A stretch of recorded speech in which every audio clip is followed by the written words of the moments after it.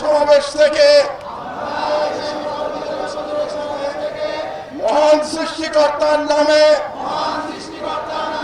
শপথ করছি যে জুলাইয়ের গণ আকাঙ্ক্ষার পক্ষে বাংলাদেশের স্বাধীনতা সার্বভৌমত্বের প্রশ্নে আমরা সকল দলমত নির্বিশেষে ঐক্যবদ্ধ থাকব। যে ভারত বাংলাদেশের বিরুদ্ধে অঘোষিত যুদ্ধ ঘোষণা করেছে এবং এর বিরুদ্ধে জাতিসংঘের সাধারণ পরিষদ এবং সিকিউরিটি কাউন্সিলে আমাদের অনতি বিলম্বে যেতে হবে। আইনে বলে আপনি যখন আপনার দেশের সন্ত্রাসীদের আশ্রয় দিয়ে তাদের মাধ্যমে অন্য কোন দেশের অভ্যন্তরে বিশৃঙ্খলা এবং সন্ত্রাসী কর্মকাণ্ড করবেন, তার অর্থ হচ্ছে আপনি সেই দেশের বিরুদ্ধে যুদ্ধ ঘোষণা করেছেন। কাজেই আমি সরকারের প্রতি আহ্বান জানাচ্ছি, আপনারা অনতিবিলম্বে জাতিসংঘে ভারতের বিরুদ্ধে নালিশ উত্থাপন করুন যে ভারত বাংলাদেশের বিরুদ্ধে অঘোষিত যুদ্ধ ঘোষণা করেছে এবং এর বিরুদ্ধে জাতিসংঘের সাধারণ পরিষদ এবং সিকিউরিটি কাউন্সিলে আমাদের অনতি বিলম্বে যেতে হবে। Japan Bangladesh joint venture company JBS holdings limited. 2 নম্বর, রাজনৈতিক দলগুলোর উদ্দেশ্যে আমি বলতে চাই, অনেক রাজনৈতিক নেতা বলে থাকেন যে ভারতের সাথে বন্ধুত্ব করা ছাড়া নাকি ক্ষমতায় যাওয়া যায় না, কিংবা ক্ষমতায় গেলেও টিকে থাকা যায় না। ভারতের সাথে বন্ধুত্ব করে যদি ক্ষমতায় টিকে থাকা যেত, তাহলে শেখ হাসিনাকে পালিয়ে ভারতে আশ্রয় নিতে হতো না। কাজেই আমি ওই সমস্ত রাজনীতিবিদদের বলে দিতে চাই, এই ওসমান হাদির বাংলাদেশে ভারতের দলালি করে কোন রাজনৈতিক দল ক্ষমতায় যেতেও পারবে না, ক্ষমতায় টিকে থাকতেও পারবে না।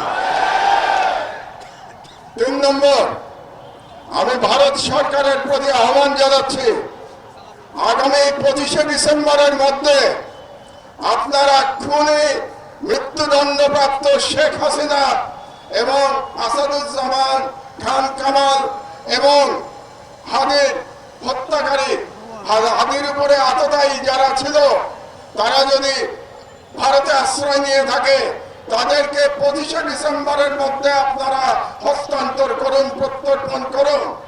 না হলে আমি হাদির রক্তের কসম দিয়ে বলছি, বাংলাদেশের প্রতিটি ভারতীয় প্রতিষ্ঠানের বিরুদ্ধে আমরা প্রতিরোধ সংগ্রাম শুরু করব। আমি সরকারের প্রতি আহ্বান জানাচ্ছি, 25 তারিখের মধ্যে যদি এই খুনিদের পাঠিয়ে দেওয়া না হয় বাংলাদেশে, তাহলে বাংলাদেশে কর্মরত প্রতিটি ভারতীয়ের ওয়ার্ক পারমিট বাতিল করতে হবে। আর আমি জনগণের উদ্দেশ্যে বলতে চাই, এই অথর্ব স্বরাষ্ট্র মন্ত্রণালয় দিয়ে আমাদের নিরাপত্তা পাওয়া যাবে না। কাজেই তাদের আশা আমাদের ছেড়ে দিতে হবে। কাজেই জনগণের প্রতি আমি আহ্বান জানাচ্ছি, প্রতিটি ওয়ার্ডে আপনারা আইন শৃঙ্খলা কমিটি গঠন করুন। সমস্ত রাজনৈতিক দল মিলে একসাথে কমিটি গঠন করুন। তাদের দায়িত্ব হবে ফ্যাসিবাদী এবং ফ্যাসিবাদী দোসরদের চিহ্নিত করে তাদেরকে আইনের হাতে সোপর্দ করা। এই দায়িত্ব জনগণকেই নিতে হবে। এই কটি কথাই আমি আজকে বলতে চাই। সন্ধ্যা হয়ে গেছে, আমাদের হাদি হয়তো এতক্ষণে সিঙ্গাপুরে পৌঁছে গেছে। আমি মহান আল্লাহ তাআলার কাছে করজোড়ে মিনতি জানাচ্ছি, ফরিয়াদ করছি, আমাদের হাদিকে আল্লাহ আমাদের মাঝে আপনার ফিরিয়ে দিন এবং হাদির সুস্থতা কামনা করে আমার বক্তব্য শেষ করছি। তবে আরেকটি কাজ বাকি আছে। ইনকিলাব মঞ্চের তরফ থেকে আমরা এখন একটি শপথ বাক্য পাঠ করব। আপনাদেরকে আমি বিনীত অনুরোধ জানাচ্ছি যে আপনারা হাত উঁচু করে এই শপথের সাথে একাত্মতা প্রকাশ করবেন।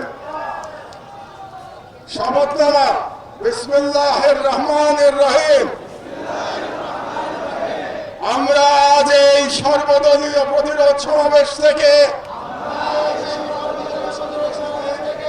মহান সৃষ্টিকর্তার নামে শপথ করছি যে জুলাইয়ের গণ আকাঙ্ক্ষার পক্ষে বাংলাদেশের স্বাধীনতা সার্বভৌমত্বের প্রশ্নে আমরা সকল দলমত নির্বিশেষে ঐক্যবদ্ধ থাকব। দেশের গণতন্ত্র, মানুষের অধিকার ও জাতীয় স্বার্থের বিরুদ্ধে যে কোনো দমনমূলক ফাঁসিবাদী ও পরাধীনতামূলক রাজনীতির বিরুদ্ধে প্রতিরোধ করে তুলব এবং ভারতীয় আধিপত্যের দাবিদার জনবিরোধী ও রাষ্ট্রের স্বার্থ বিরোধী শক্তি